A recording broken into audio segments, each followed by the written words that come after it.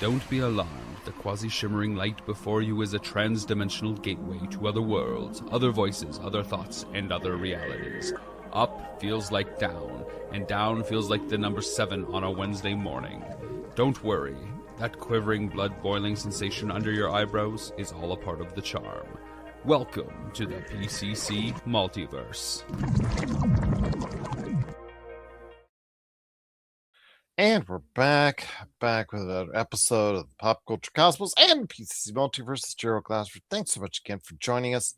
Truly appreciate you doing so. Thanks for stopping by. Please go ahead and make sure you like and subscribe. Subscribe today to get that latest notification on when the latest PCC Multiverse, State of Pro Wrestling, Inside Sports Fantasy Football, Lakers Fast Break, or Pop Culture Cosmos stops on by. So you can check out what we do each and every time out and why we love talking about the world of pop culture every single time right here at the Pop Culture Cosmos. But it wouldn't be a Pop Culture Cosmos without a good friend indeed. It is, of course, the guy who we have had here now alongside for quite a spell, well over a year now. So looking forward anytime he stops on by. He is the guru of pop culture. It is the great one, TJ Johnson. TJ, always glad to have you back, catching up with you now in a different area and neighborhood. Yep. Right here at the Pop Culture Cosmos. Well, gee, it's good to be back in multitude of ways. Good to be back on the Pop Culture Cosmos with you, clearly, and good to be back in beautiful, sunny, warmer than Chicago, Florida. Let me just say that off the bat. So grateful to be here, brother. Thank you. All right. Sounds good. I tell you what, though, a lot to catch up on. I know that we did a lot of catching up on the Monday show with Josh, but I know there's still a lot of catching up to do with what we're doing here on this particular show. My friend, where do you want to start first? Because you already had a lot of stuff in mind to talk about. PlayStation 5, Xbox, Project Helix, WWE2k26, Kobe, and Bam Adebayo, and more. So where do you want to start first, my friend, on the Pop Culture I Cosmos? think you got to strike while the iron's hot, and I think we need to talk about these 83 points scored in last night's game, the Miami Heat versus the Washington Wizards. I think All right. let's just go ahead and rip the Band-Aid off. Okay. I again, if you guys want to go ahead and know my stuff, then I did talk about it quite a bit on the post game for the Lakers fast break, the most recent post game for the Lakers in Minnesota. I know that I'm going to be touching on again for a little bit here, but I know it's a still sore issue for a lot of Lakers fans because Bam Adebayo did reach that plateau of 83 points, passing Kobe Bryant's 81 points for second place all time. The modern record, supposedly, for points in a single game.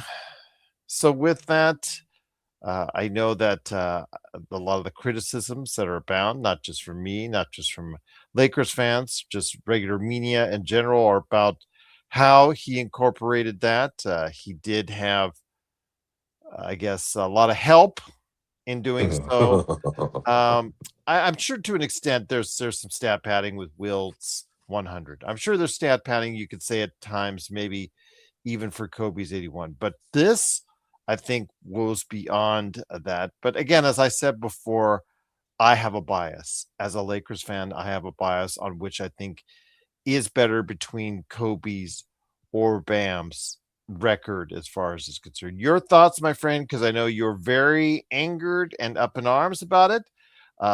It was, I think, the most notable things that stand out about how he got his 83 points include the fact that he was 7 of 22 from three, and being allowed to continue to chuck the ball up at such a rate from three is not exactly the greatest thing in the world for team play. And then also as well, 36 out of 43 from the free throw line, which is actually both new records for a single game at the free throw line. Your thoughts, my friend? 83 points for Bam Adebayo, a guy who's averaged 20 points in the game only once in his entire career. Well, until now, because, I guess somebody told him that he needed to go ahead and score 83 points in the game in order to get to 20 points an average for this season. That's exactly what he did, because right now he's at a flat 20 points a game. How about that? I think I need to preface by saying that I need to preface by saying a couple of things. As a Kobe Bryant self-proclaimed fanatic, as a fan of Kobe Bryant, but I think even more importantly, as a fan of what the NBA used to be, and I use that term with all due respect. Here's the problem that I have with the 83 points. It is not that the record or the second most points scored in an NBA game was beaten. It's not that. And I think that's the common thing that a lot of people want to talk about, or people are just mad because it's Kobe Bryant and he passed up Kobe Bryant's number and da da da da da and the way he did and et cetera, et cetera, et cetera. It's really it's not that. The fact that he passed up Kobe is it puts it into a different spectrum and puts it in a different a different a scope, if you will. But it's not the sole problem. The problem is the way in which it happened. When Kobe Bryant scored his 81 points versus the Raptors, it was a largely contested game up until maybe the last 3 or 4 minutes of the fourth quarter. Largely contested. Um, Kobe needed, the Lakers needed those 81 points from Kobe Bryant to beat the Toronto Raptors, a much better defensive team. Sam Mitchell's been on record as saying he threw multiple defenses at Kobe multiple times, different players at different times, and Kobe just gave them the business. He he was very unabashedly so in saying that about Kobe Bryant. You would not be able to find any Washington Wizards player to be able to say the exact same thing about Bam Adebayo and his performance last night. They did not throw everything in the kitchen sink at Bam Adebayo. Washington Wizards are notably one of the worst defensive teams in the NBA today. Not to say that they're not even they're not even in the conversation. I mean, they're a tanking team. The Miami Heat were ahead the entire game, not just part of it, even to the point where they were beating the Washington Wizards. I think they ended up beating about over 30 points or close to 30 points. It was clearly a game where it was not necessary for the theatrics and the constant shooting and 22 shots from deep, 43 free throw attempts, making 36 out of those. Like the way it happened was egregious. The way it happened was disrespectful. The way it happened was just nausea inducing in regards to what a lot of the old heads have said is wrong with the NBA. Like this is the exact thing that we have been talking about being the issue with the NBA. It's soft, it's a watered down product. It is literally just a bunch of shooting and running up and down the court. There's no heart, there's no desire, there's no grit, there's no commitment. This is everything that has been wrong with the NBA pretty much put into one game. And it's absolutely sucks because Bam Adebayo is such a nice guy. Got he's a good player. He comes in, he puts his hard head on, he gets to work every day. Like you said, he's averaging 20 points a game. He's not a bad player by any stretch. He's not a scrub. Let me be very, very clear. He's not a bad player in any way, shape, or form. And this is not an indictment necessarily against Bam Adebayo. I want to make sure that's clear. But the way in which this all transpired, the way in which this all went down, is just it's extremely disrespectful. It's extremely disrespectful to the game of basketball. I can't imagine what Kobe Bryant would say if he were here to see the game. I can't imagine the. I imagine he would probably be saying one of the more politically correct things he can say, but I can't imagine him enjoying that game. I can't imagine anybody who's a fan of basketball prior to these last 5, 10 years would say that they enjoyed that game. There was nothing. Again, it's not to take away from Bam. I know that that's the common argument that people say. It's not about Bam. Bam scored his points, and you have to be able to put the ball into the bucket to score 83 points. There's no denying that. But when you have teams actively fouling in situations to get you more touches, to get you more opportunities to get to the free throw line, to get you more opportunities to get shots off, when you are actively enabling this player to do that, then yes, 83 points is a phenomenal feat, but it pales in comparison to 81 hard earned points, to where he literally was battling for said points. This was not given. He had to take it. And I think that's the biggest problem that we see with this. 83 points in and of itself is not what's being shunned. It's the way that it happened that's being shunned. It's the fact that, yes, his 83 may be more points than Michael or than Kobe Bryant, but it will never surpass what Kobe Bryant did against the Toronto Raptors that day.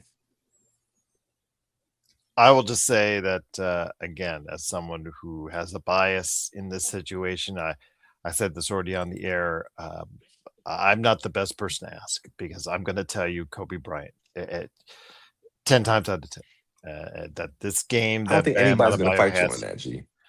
Well, there. I'm sure if you're in Miami, somebody's going to fight you on it. But outside of Miami, if you take a look at it, this game again, when he was triple teamed, quadruple teamed, whatever, they were throwing 2-3 people at him at times, they were still fouling him.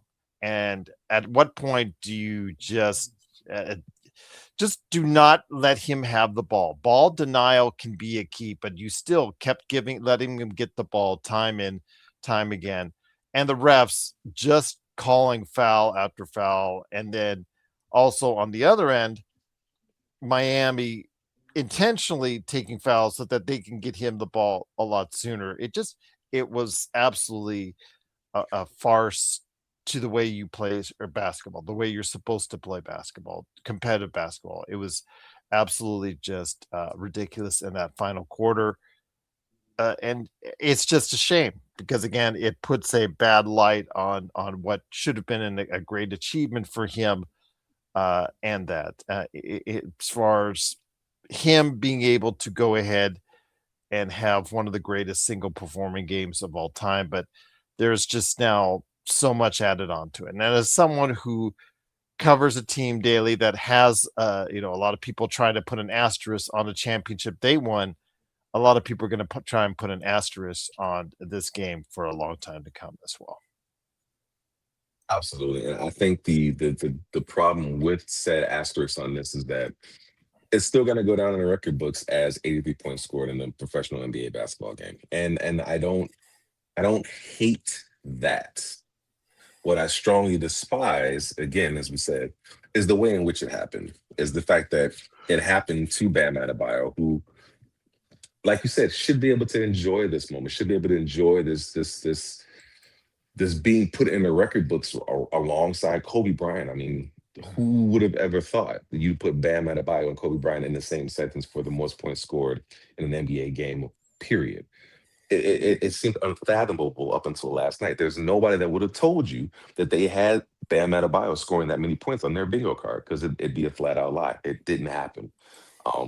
So it's really unfortunate. It really is that the NBA allowed that to transpire in the way that it did. It really is. And I feel bad for Bam, like I said, because he's not having the opportunity to enjoy this the way he should.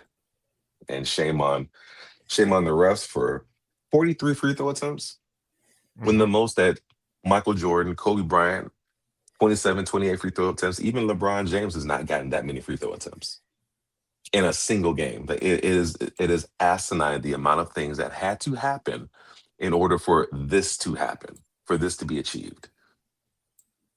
Dwight Howard almost got it's insane. well, actually, that's who he passed, was Dwight Howard, because Dwight Howard was for other reasons, because he was just so bad at the free throw line.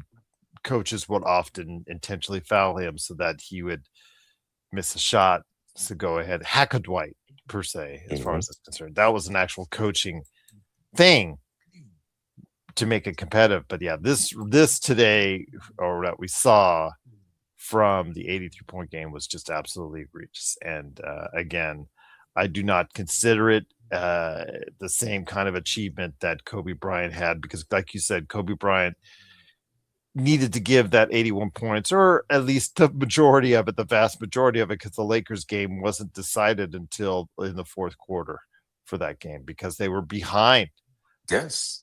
when he really kicked it into gear in the second quarter. So yeah, absolutely. Just disappointed for Bam because, obviously he's very happy about it, but at the end of the day, you cannot put it on the same level as Kobe Bryant's game. But again, I have a bias for it as a Lakers fan. But if you guys out there have a thought or two on Bam Adebayo's 83-point single game record, modern day record over Kobe Bryant's 81 points and compared to Wilt's 100 points, please let me know your thoughts right here at popculturecosmos@yahoo.com. Well, my friend, there's still much more to talk about on today's show. Where shall we travel next on the road to TJ right here at Pop Culture Cosmos? I say we take a left on SmackDown Lane and Jabroni Drive. I think we talk about WWE 2K26. Let me explain to you my thoughts. Okay, WWE 2K26 just recently released within the past few days. It is now available in all formats, so go ahead and you can follow along with what TJ has to say. TJ, your thoughts on the latest WWE venture, 2K26, currently an 80 on Metacritic. So here is the thing. From a gameplay perspective, I think WWE 2K26 is probably one of the better releases of the last, 5 to 10 years. I kind of thought initially that it was another, copy and paste of last year's game, which was great, by the way. Last year's game was amazing. I thought it was going to be another copy and paste until I got to use that stamina, until I understood that what that stamina bar does. It completely changes the way you play wrestling games, and I think it does it for the better. You run out of that stamina bar, and then you can't do anything. You can't reverse. You can't run. You can't like you're drained. You're done. So it really does create a bit of a flow, if you will, or that mimics what we actually see on a WWE product as far as the television format is concerned. And you have sometimes that they're up and sometimes that they're down. It actually mimics that pretty well. So it's actually a lot of fun. From a gameplay perspective, I would probably give it an 8.5 out of 10 from gameplay. Here's where this thing drops dramatically for me. The monetization has become such a thing. It has become such a thing that it is impossible to earn the things that you would normally be able to earn by, getting VC, because now they put this battle pass in there, and you have to earn EXP to increase your battle pass, and you have to get to certain levels to get to your battle pass, and to unlock everything you have to have done. You'd have to have grinded this game to Kingdom Come, or you pay a nominal fee to get battle pass boosts and to jump up levels and to jump up levels. And 2K continues to find ways to milk this product for everything it's worth. And as the consumer, it's our fault because we're the ones buying it. For me to be able to talk about WWE 2K26 means that I had to purchase one of the following titles, or one of the following versions of WWE 2K26: the Attitude Era version, the Monday Night War version, the what's the third one? The one that was like $150. I can't even Was there remember. there was a Triple H version? I thought, was there? There's a No. Triple H. So there's a Triple H version. There's a Attitude version. There's a Monday Night Wars version. So for me to even be able to talk about it, that means I had to have bought one of those three versions, which means I paid more than the normal price for the base game. I paid for the extra. So in paying for the extra, I got a few extra things. I got a few extra, characters and some VC that I'll never use outside of, unlocking more characters. And yet, and still, with all the money that I spend on that title, I have to still grind to unlock everybody. When I tell you the amount of frustration I had in realizing this and having not understood that that's what I was really going to have to do, regardless of the version that I bought, it infuriated me, Gerald. It infuriated me to the point where I almost uninstalled it, in spite of the fact that I paid the money and in spite of the fact that I downloaded it, so I wasn't going to get my money back. Like, It was that frustrating. And it's my fault because as a diehard WWE fan, I just wanted to buy the best one and get all the characters because I knew I was going to do it all anyways. I was going to ultimately buy all the season passes and do all that stuff. So I said, why not? Just get it all in one lump fee up front, be done with it, and not have to worry about it for the rest of the year.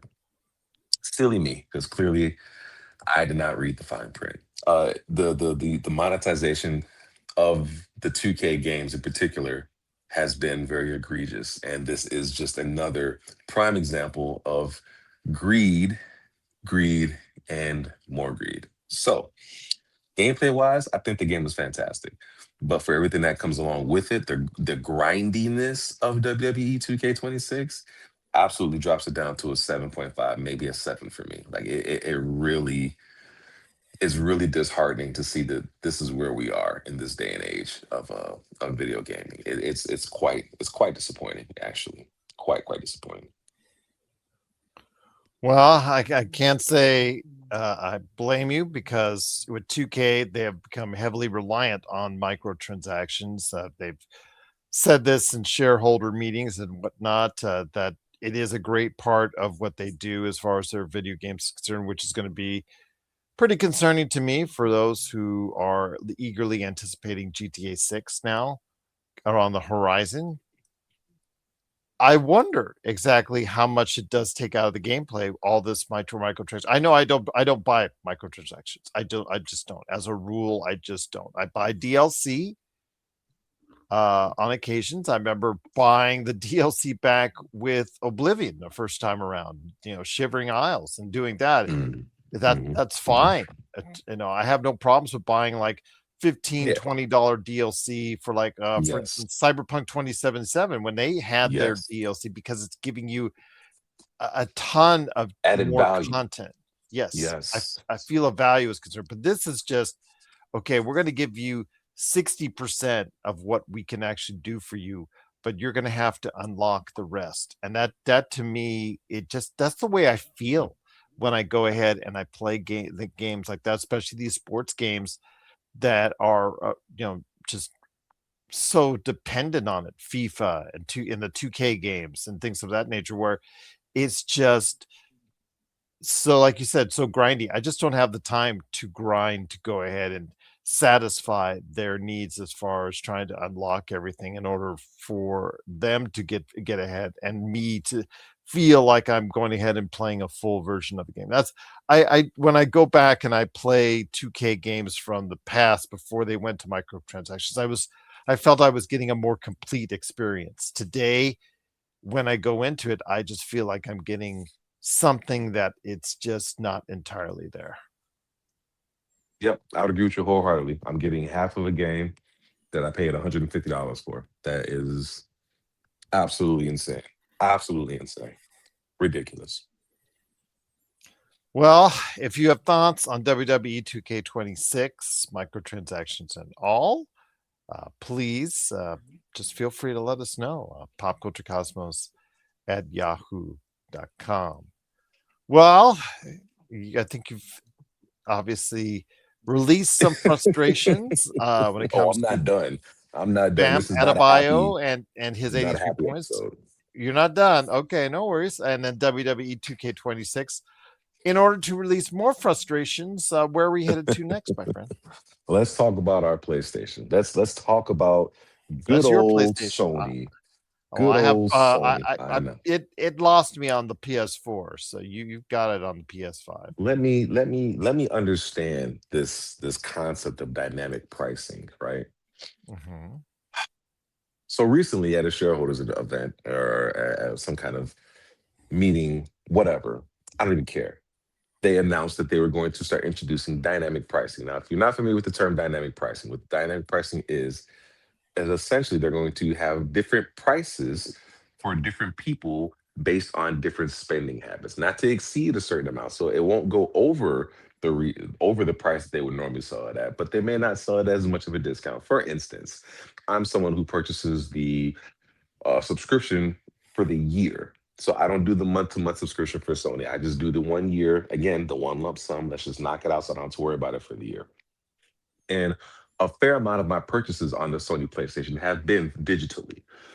So if I were to be one of the test subjects for the dynamic pricing, the games that I purchase would be significantly more expensive than the games that Gerald would purchase because Gerald has not purchased games on the PlayStation console over the course of the last generation. So Gerald is much more enticed to do so because the prices are going to be better for him. However, you look at the people who have been subscribers, been spending money on their ecosystem, and been doing so consistently for the last 10 years. And they say, well, you know what? We appreciate you being a loyal customer to Sony PlayStation. And while we love you so much, we're not going to offer you the same discount because you have already proven that you're willing to purchase games at a higher rate and at a higher price than the other person. So we're going to offer the discount to the other person because we want to get into their pockets as well. When I tell you that the theme of video games in 2020 and beyond has been corporate greed, this is the epitome. This is the definition. If you look up corporate greed, you're going to see dynamic pricing and you're going to see Sony PlayStation's fat head right there. This is ridiculous.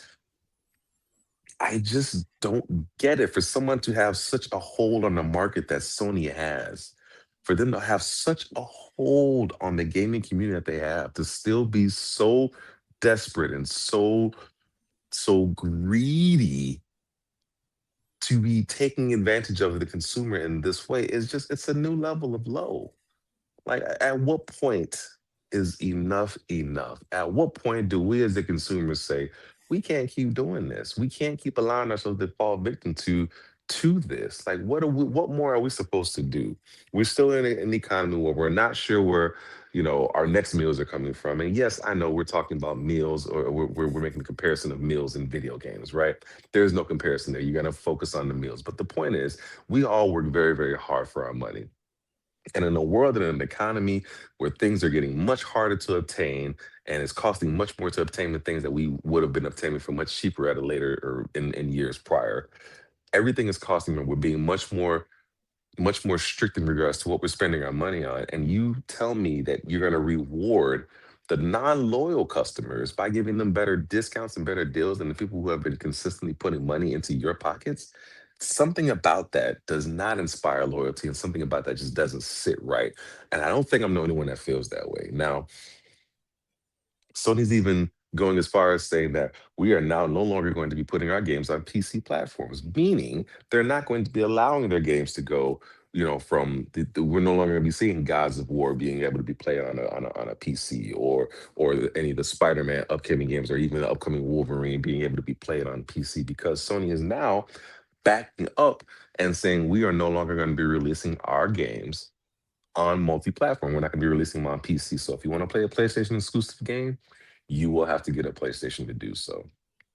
I have been very, very much adamant about the console wars and Xbox in particular rolling over and just allowing their entire catalog and their entire portfolio of IPs to be used at the discretion of any other platformers. I've absolutely been on record as saying I don't like it. I didn't like it then. I don't like it now. And I think the only positive thing that I can take from any of this is that Xbox is finally developing a bit of a backbone to say, we have to continue to find we have to make Xbox Xbox again. And this new CEO is at least coming in and saying the right things. Now it's up to it's gonna take some proof, and we desperately need some proof from the Xbox category. I know we're kind of segueing right to Xbox here, but it's been encouraging to hear all these things being said. Now, what's going to be more encouraging is to see this stuff put into action. And what's going to be even more encouraging than that is to see the return on the investment of the ecosystem that we've been putting into the Microsoft ran behemoth for the last 15, I'm sorry, for the last 25 years, because we're on the 25th year anniversary of Xbox. So for the last 25 years, we've been putting into this ecosystem. And it's going to be interesting to see if they finally have realized that we want our games to stay on Xbox. We don't want our games to be ported out to other platforms because other platforms have not been playing fair with us from the jump. I've yet to see a Microsoft platform be able to play Spider-Man or Spider-Man 2 or Spider-Man Miles Morales or any of the God of War series. Now, I understand that with this new Xbox console that's going to really come out or that's starting to be revealed, little detailed little pieces of it's going to be an Xbox PC hybrid, going to be able to access the Steam store and all that good stuff. That's amazing. That's great. But all it's saying now is Sony's like, okay, well, so now we're just taking our games away from PC as well. So now you will not have an opportunity to play a PlayStation title on an Xbox console or a PC console. And it just goes to show that they've been greedy and they've been selfish and they've been playing one-sided from the get-go. And it further proves that there's just no you just can't play nice. You have to just fight fire with fire. You want to keep your exclusives, we're gonna start doing the same thing. And that's okay. That's okay because that's just the way that it's been. That's the way apparently it's going to continue to be. So now that we know, now the lines in the sand have been drawn, let's get down to business. So I'm curious to see what happens with it. But all in all, gaming has just got me really, really, really ticked off over the last, I don't know, over the last 6 months, man. This has just been it's been disheartening, Gerald. It's been very disheartening. What about also as well PlayStation's possible decision? I mean, it's based still on rumored. It's not been announced by PlayStation that going forward, most their entire library will just be on the PlayStation platform, and that they're steering away from the PC marketplace, which is a burgeoning marketplace over the past recent years. But they felt that, or I guess if the inside story is correct, which most reports say that it is true, that they're just having a situation where they're just not seeing the kind of returns that they want from PC, and they want to make it more exclusive. But what they also see is Xbox's new drive towards a PC Xbox hybrid with Project Helix, that was recently announced and then also touched upon earlier today at the GDC conference. Your thoughts, my friend, on that? A wise move by PlayStation, or do you see it as something that might eventually come back to bite them with some extra cash that they might have lost? I don't think that they were making enough in the extra cash, and especially because they were releasing games that had already sold well on the PlayStation that they had already made their money back. So this is just extra, and they just didn't. And what I can appreciate is that they said, you know what, the integrity of our product needs to stand on its own, and the best way to play a PlayStation product is on a PlayStation console. And they said, you know what, we tried to play ball, we tried to put them on PC, and we're just not really seeing the return. And guess what? All money ain't good money. And so they said, you know what?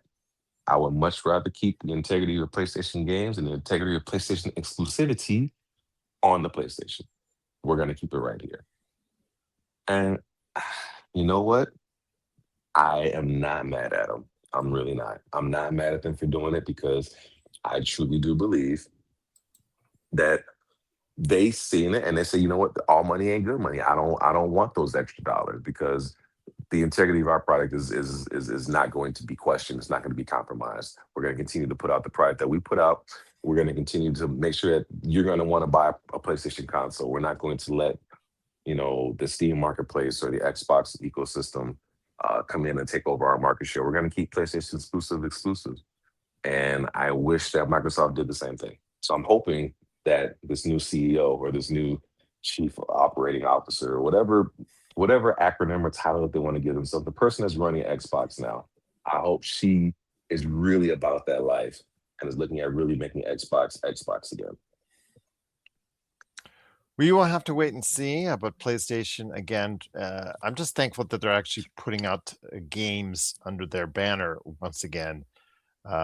Marathon, the early word is that it's thought of rather well. After some great concerns about that. Again, we will see what the ultimate success or not success for this game will be. I know a lot is riding on that for Bungie on that, but we will see if that's a game, though, because of its multiplayer format, that is a game that's going to be on PC and PlayStation. But their single player games are the ones that they're going to probably lean away from going forward. If they continue to go ahead and bring out these multiplayer platform games that are going to be more, like extraction shooters and whatnot that we see from like Hellraisers, Arc Raiders, things of that nature, then they'll probably still continue to release them on dual platforms. But it's unfortunately the Ghost Yotes and the Spider-Mans, and then eventually evolving into the Wolverines, those type of single player experiences, which may not be found anywhere else but a PlayStation. I find that sad because, again, it takes out a member of the audience that is not going to buy a PlayStation 5 under any circumstances. Yep, it does, and ultimately, I get that. We want to be able to. We want gamers to be able to play games. I get. I understand that concept, and I can empathize with that. But I think it has to be something said, one, for fair play, right? Because again, I hate to use this example, but Microsoft has said, okay, we're willing to open up our library because we want, you know, Phil Spencer, call them what you want to call them, call them successful, call them not successful. The verdict or the jury's still out on that. But he made it very clear that he was trying to be as inclusive as possible. And he was trying to make sure that everybody got the opportunity to play games, no matter what console you were on, whether you were PC, whether you were a TV that could stream it. They wanted you, Xbox, Phil Spencer and Sarah Bond, wanted you to be able to play Xbox games no matter where you were, no matter what console you played on. They wanted you to be able to enjoy games. Sony cannot say that they felt the same way. And it sucks because, Microsoft tried to play ball and had been playing ball. And if you could look at it, Microsoft titles are some of the best selling on the PlayStation over the last couple of years. However, PlayStation just was not willing to do the same. They were not willing to play the same kind of ball that Microsoft was. And at some point, you guys say, okay, we tried to play ball with you guys. You guys don't want to play, so now we have to go at you again. And I'm telling you, when there's a competition, it just brings out the better in each other. So I'm hoping that this just makes things that much better as far as gaming in the years to come. We will see, my friend. But again, PlayStation making a lot of decisions behind the scenes. Not all of them are going to be popular with gamers, but again, it is a more focus on the actual PlayStation product. So if you have thoughts out there on the dynamic pricing, for lack of a better term, in other words, more money for us, less money for you, and then also as well, of course, their decision to most likely pull away their single player experiences away from PC. Let us know your thoughts, popculturecosmos@yahoo.com. But to finish the Xbox part of it, again, Microsoft was at GDC with a major keynote address earlier today, and incorporated the Project Helix style of pathway for hybrid of Xbox and PC. And whereas PlayStation is veering away from dipping their feet into the world of PC, it looks like Xbox is trying to embrace it in full as another direction that the company is taking with this Project Helix project, that aka their next console, which again, I guess they're talking about alpha units going out to developers as early as 2027. I don't know if that means late 2027 for a release, but we will have to wait and see.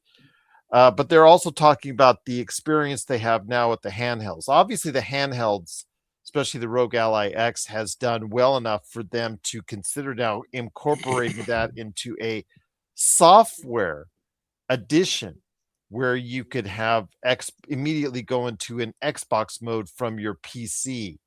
Your thoughts, my friend, on that as far as that end of it is concerned? Because I think that was probably one of the most important things that came out of this GDC concept, is the fact that they're fully embracing this PC Xbox concept. And do you think ultimately it will be a pathway to save the Xbox from extinction?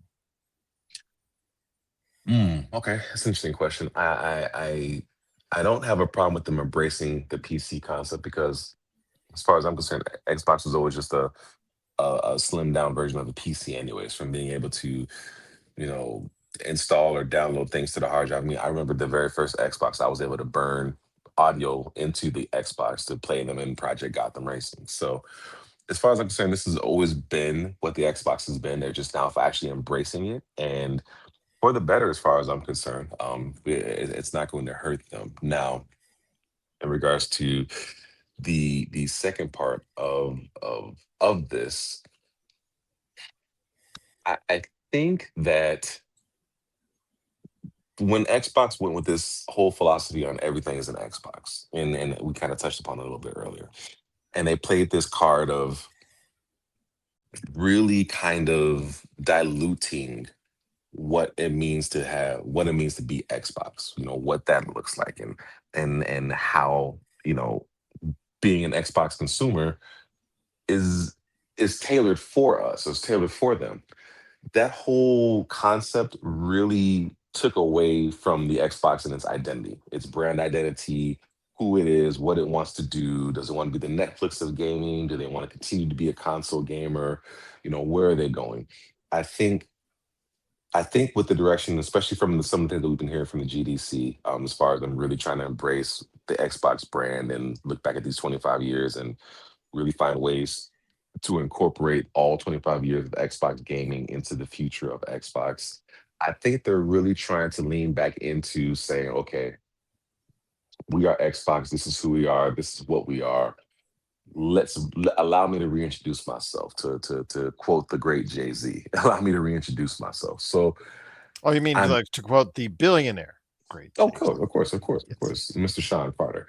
Um, I think it's important that Microsoft really does come out the gate strong and say, this is who we are. We have 25 years of gaming history behind us. We've had, and I'm telling you, if I could be part of the marketing team, we've had some great highs and we've had some of the lowest of lows. But we're here to tell you that we're still in this fight.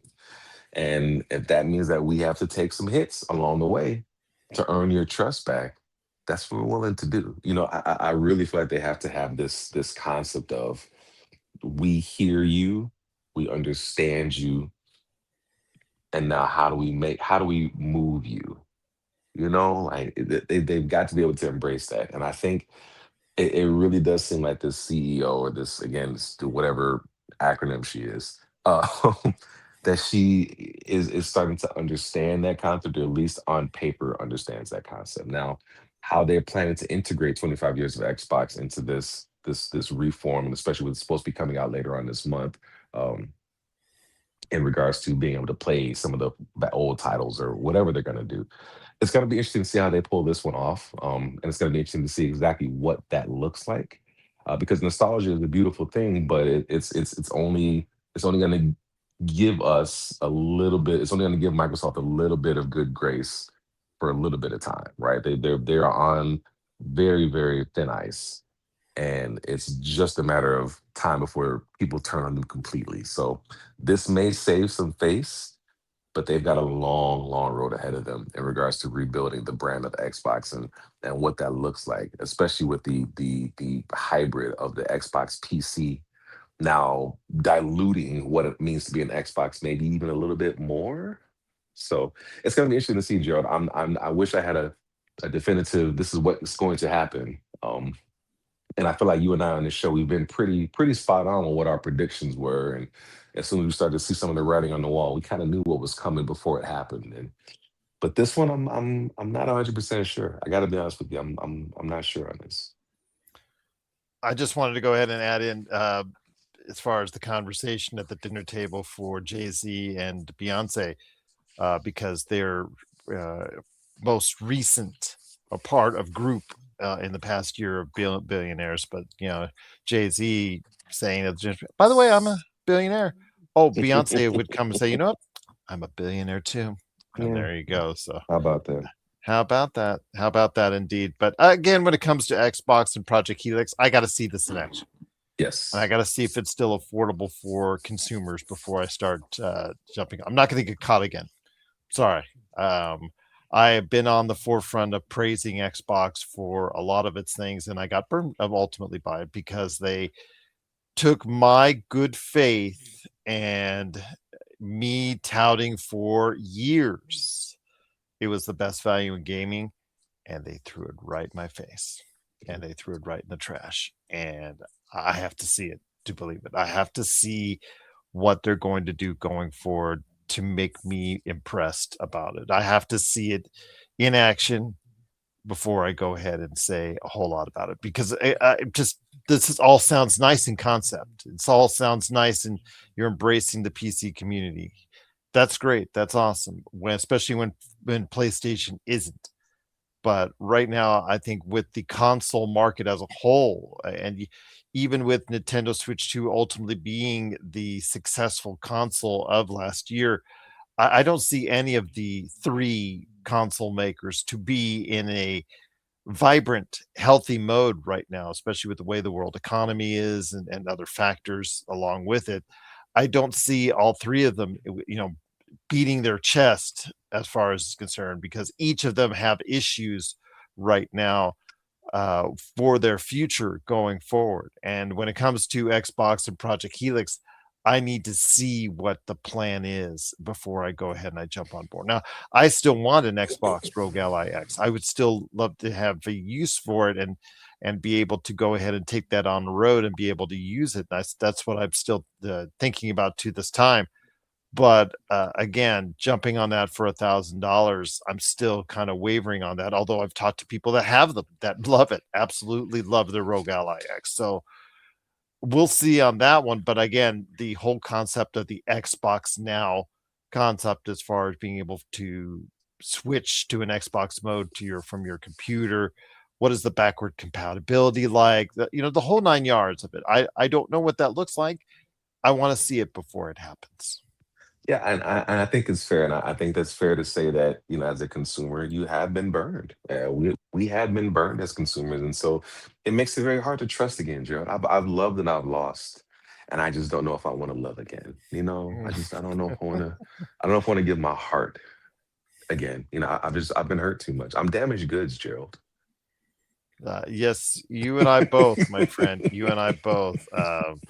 I almost felt like going into song there. Yeah. Like we were good. Yes. So we will have to wait and see. But I am, again, hopeful that Xbox is finally on the right path, because they've thrown away 2 generations so far, and they're only going to have tolerance for one more generation, in my opinion. If this Project Helix does not work, they will get out of the console business entirely.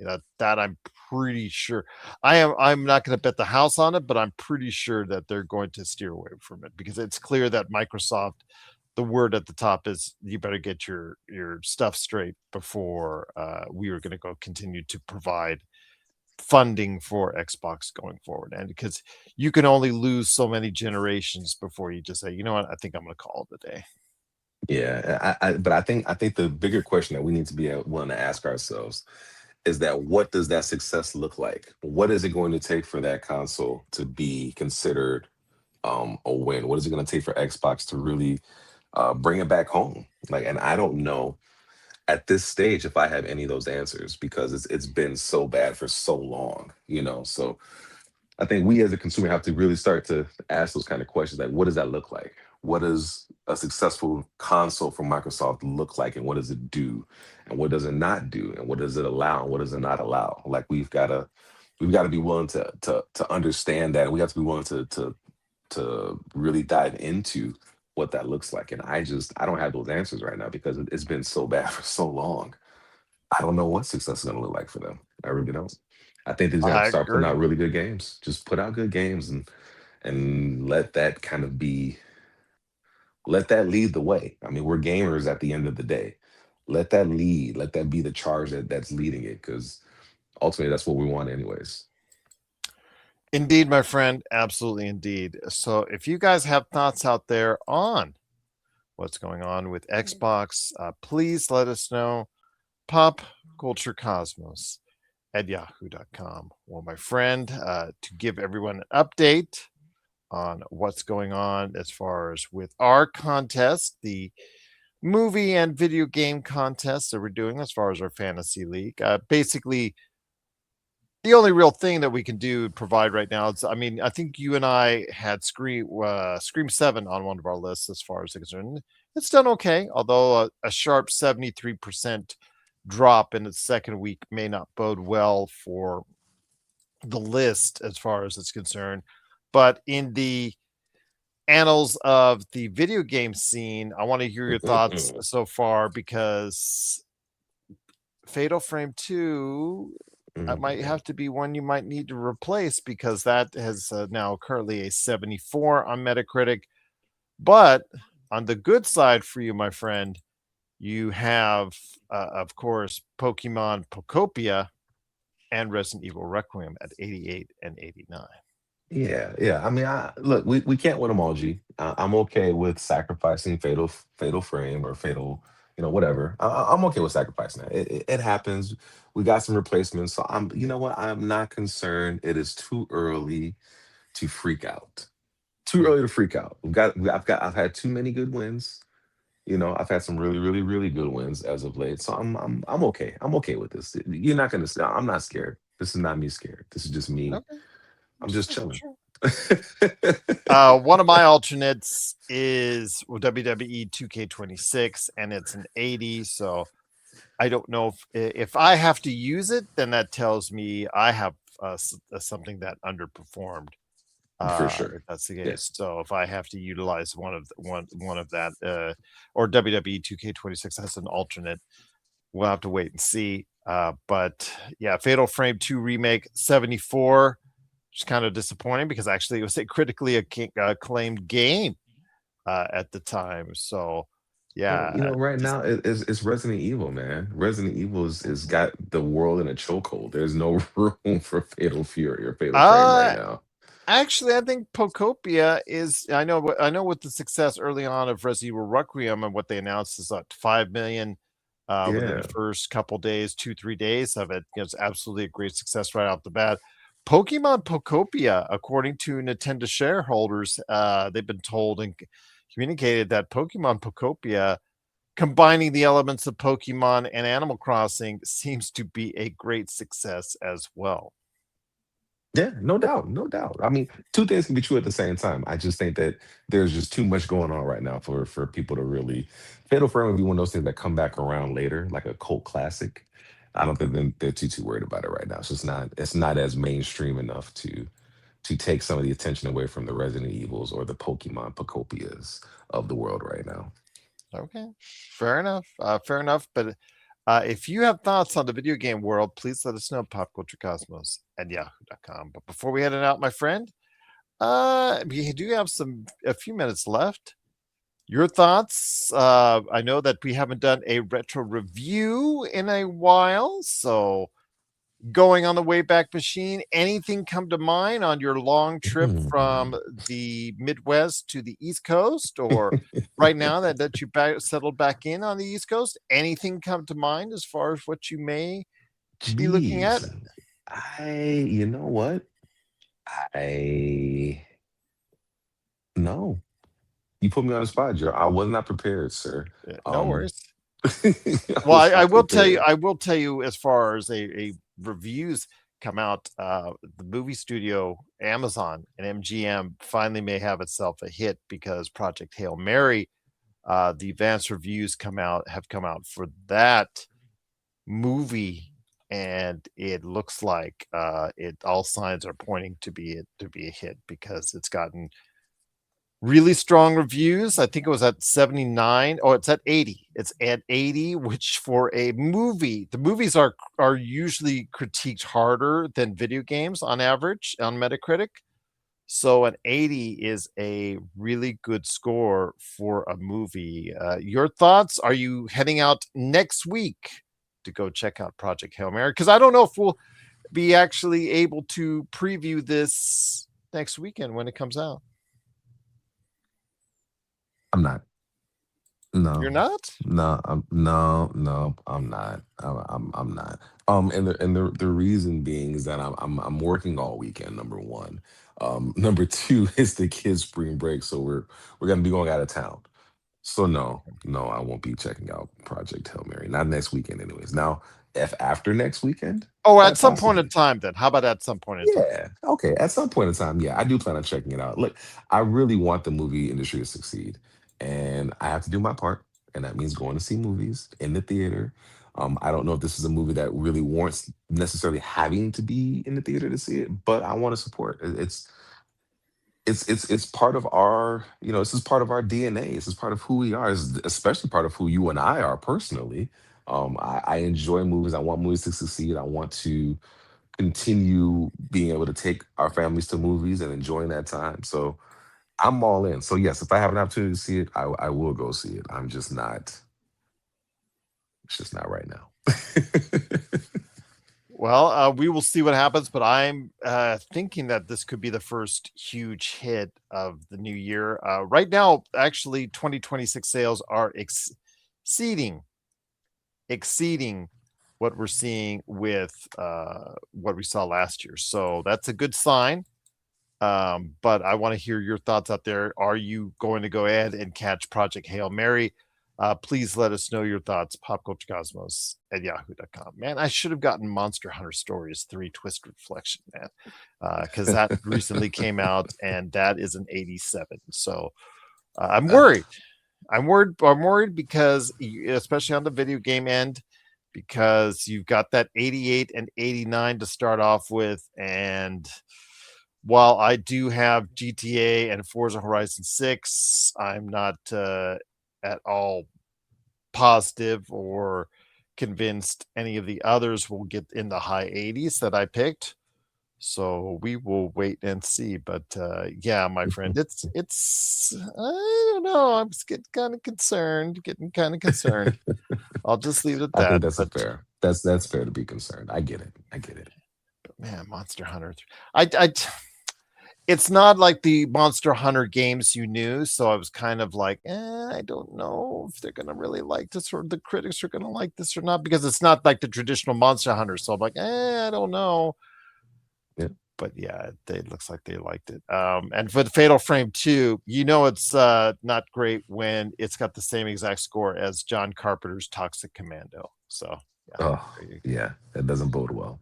that does about yeah, Toxic Commando is just an unabashed, unashamed like throwback to PC first person shooters from before, with a dash of Left 4 Dead. So yeah, I will just leave it at that. But again, my friend, it's been great having you on here. Looking forward to our next conversation in hand. But any last thoughts, my friend, before we head on out? Long live 81 points. Long live 81 points. No, Gerald, it's always been a pleasure, man. And I look forward to our next conversation on the Pop Culture Cosmos. With about a minute and a half left, do you ever think somebody will get to 100? That's the thing that I I take mean, away from this. 83 points with the way it's done, how it was done, all that stuff. yeah, I think I think it's a 100 matter of can be time reached. now. Yeah, it's just a matter of time now, especially if there's nothing put in place to kind of deter some of the way the game has been played as of late, then yeah, it's just a matter of when, not if. I think Wembanyama's going to do it. I wouldn't doubt it. That's my pick to say, okay, first of all, he has the height. You could throw him like 100 lobs. He has a good mid-range game. If he gets hot from 3 and they foul him 20 times or 25 times as far as the free throw line is concerned, I think he would be the one I would bet on doing it. But just saying. Just saying. Agreed. Agreed indeed. But again, TJ, I will prep you next time on the retro review. But I thought we had some extra minutes. I wasn't sure if we were going to go ahead and be able to get one in there. But you know what? I think the memory banks next time we'll get something in there for us next time when we when we chat. Absolutely indeed. But again, it is the great one, the pop culture guru that he is, TJ Johnson. Always glad to have him here, right here in the Pop Culture Cosmos. So for TJ Johnson, this is Gerald Glassford. It's another beautiful day in paradise right here in the Pop Culture Cosmos. We thank you for listening. And here's hoping you have yourself a great day. Don't be alarmed. The quasi-shimmering light before you is a trans-dimensional gateway to other worlds, other voices, other thoughts, and other realities. Up feels like down, and down feels like the number 7 on a Wednesday morning. Don't worry. That quivering, blood-boiling sensation under your eyebrows is all a part of the charm. Welcome to the PCC Multiverse.